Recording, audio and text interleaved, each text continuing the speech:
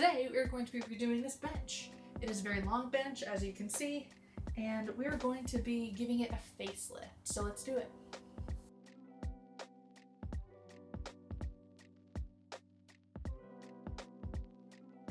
So we actually got this bench at a yard sale and it was about $35 from what I remember. We had it for a really long time to redo, but life happens, so we haven't gotten to it. But it has great bones. It's just a little bit dated. It has really dark leather on top, or pleather, and it has the regular dark wood legs. So it just looks a little dated. So we're gonna give this a facelift. We're gonna revamp this, and hopefully it can go to someone in their beautiful home that will appreciate everything. It has great foam still in it. It's very comfortable. It would be great at the end of a bed or in a very large entryway. To put shoes on for the kiddos or anything like that, or just for you when you come in and out of the house. So we are going to be redoing this, and it's gonna be super simple, super easy, and budget friendly actually. So we are going to get started. Let's do it.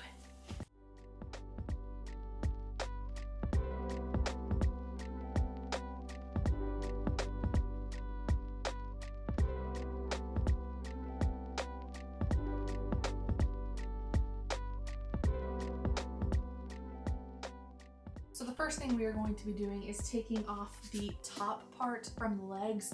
It is just screwed on, so I have a dish for these. They're like little L brackets that hook it on from the legs to the actual bench bottom itself. So I'm going to be putting them in here so I don't lose them.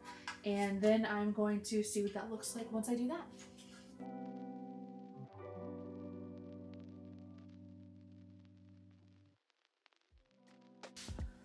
So like I mentioned, this bench is like really well made, as you can see, but we're just gonna give it some love. So as we can see, this super dated. It actually has cording on it, which I am going to rip off, and it has backing, so it's just stapled on. Changing out fabric on stuff like this is like super easy. It's not like reupholstering a full chair. It's a rectangle. You can pull it. You have backing. I'll show you what happens when we get to that, and I'll show you some great fabric that I found at JoAnn's, which surprisingly super cheap for fabric at least. So I'm gonna set this aside actually right now because this is kind of the easy part. I hope, fingers crossed, this could be foreshadowing.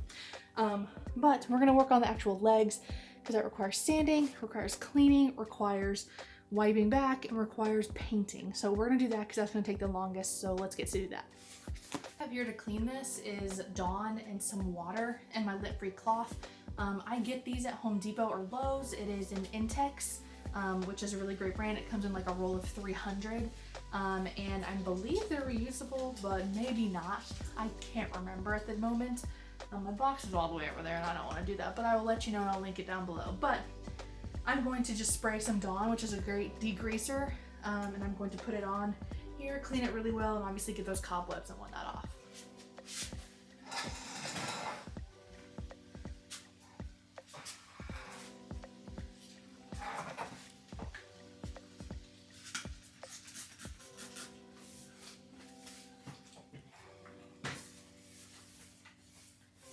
Note, if your furniture looks clean, it's not. This is like a really well taken care of piece, and there's dirt all over it. So you just have to, it's just from being in with humans, so like it just happens. The first thing I'm going to do is I'm going to sand this by hand, just because I don't want to use my Orbital sander because it doesn't have a foam pad on it to get into these very intricate spindles on these legs. So I'm just going to take a 120 sandpaper and kind of just scuff sand this before I do the first coat. I'm going to be using the Jolie Noir paint. If you can focus, there we go. Jolie and Noir, this is a sample size, it's 4 ounces. And I did order more because more projects are coming that I'm gonna do in this color. Washes, things like that. So I just have this one on hand. It is a black, and I'm going to use my Zibra brush because it is angled and beautiful. and it really helps get into those super intricate details. So I'm going to be scuff sanding this with 120, and then we're going to get painting.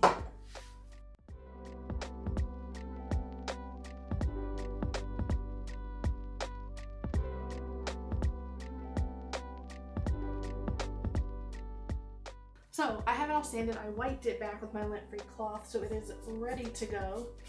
And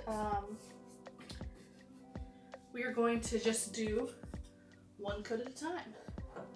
Jolie, technically it's a water-based paint, and I like their company. This is the first time I'm using it, but I did order more and I have more on my shelf. And you're supposed to apply this to a clean, dry area. And we're just gonna see what happens. But I think painting this black will make it pop with the fabric that I got. The reason that I like these Zibra brushes, they come in all different sizes. As far as like shapes, this one's angled, and it does come in a round. It comes in like a very like straight edge. It's because it can get into these beautiful like crevices of these pieces and not have to struggle with getting to all those angles and whatnot. So I'm going to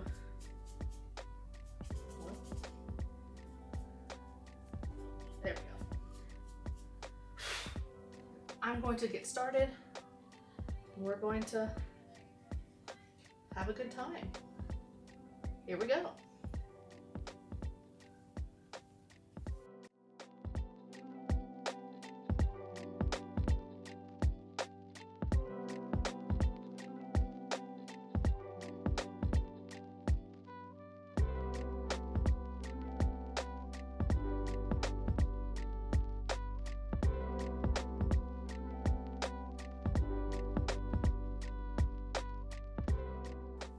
Day 2, second coat is going on to this bench. First coat took not a long time to dry, but I started really late yesterday, so this could be easily a one-day project. But unfortunately I did start very late yesterday, so I did let it dry overnight. And the thing about Jolie paint is that it's a matte paint, and it has literally no shine whatsoever. And I want to put a little bit back into this, so after the second coat, when it dries, I am going to put their low luster varnish on it, and we're going to see what that looks like and go from there. I do have wax as well, which I could put on here as conditioner. We're going to see what happens and go from there. But I like the coverage. I like the way it looks. It looks very sleek. It looks very modern. And I can't wait to show you the finished product. So we're going to go on to coat 2.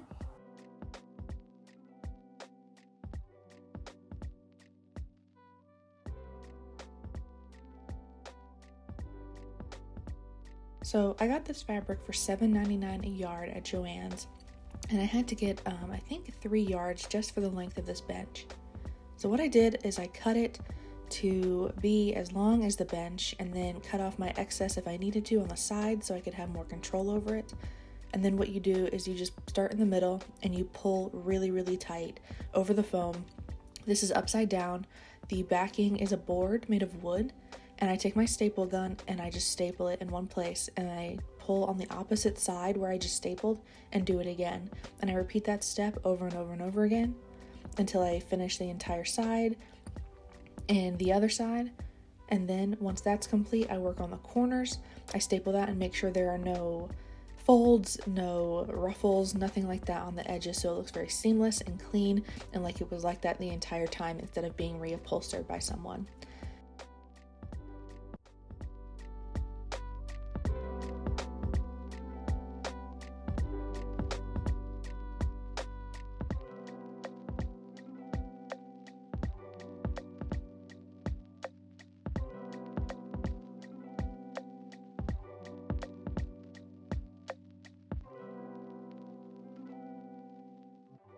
Okay, so the bench is done. It's actually been sold already, which is so great. The first piece of furniture that we have flipped that has been sold, so that's really cool.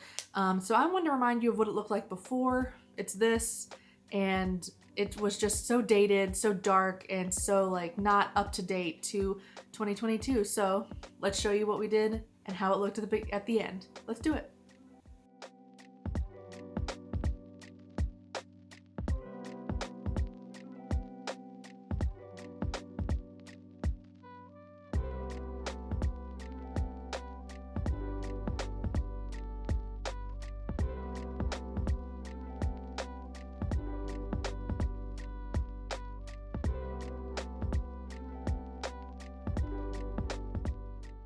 Alright guys, that is the finished bench, and it is so long, and the people that it went to, they said they were going in, put it into a bay window, which is so great, and it was perfect for something like that, the end of a bed, a long, large entryway. It was just such a large bench that it needed to be in a particular place and go to a specific location in a home, and not just kind of like in anywhere that you need a bench. So I'm glad I went to a good home, and I hope they enjoy it. I really love doing it, and the parts that I think I would do differently in the future, I would probably hand sand more and kind of sand in between coats, and then I would also probably get really good lighting like to begin with, to get into those cracks and crevices, because it was such a dark wood going to black, so sometimes it kind of got missed, and so in the second coat and third coat that I did, I would have to go over and make sure that I got those. So definitely do that. I did tint my top coat, just as an FYI, with a little bit of black paint. I just stirred it in, so it had that tint going over top as well. And the upholstering was super important because I wanted to bring it into a modern look, but also have that classic feel. And the corners, you have to make sure when you reupholster something, the corners are the most important part, because you can pull a straight edge all day, but if you don't have a corner that looks nice and finished, it's not going to look good. So we made sure that I did that. Thank God I have a seamstress as a grandmother who is a perfectionist, and also a mom who watched her do that grow up and knows how to do that. So I'm so grateful for them and learning from that. But yeah, it's sold, it's done. So let's move on to the next one. And I'm super excited to show you what we have in store for this year. So if you enjoyed this video, give it a thumbs up. Make sure to subscribe to this channel if you haven't already, and turn on that bell notification so you get notified every single time I post a video, which is every Monday, Wednesday, and Saturday. And until next time, guys, stay creative, make a mess, and do it yourself. Bye.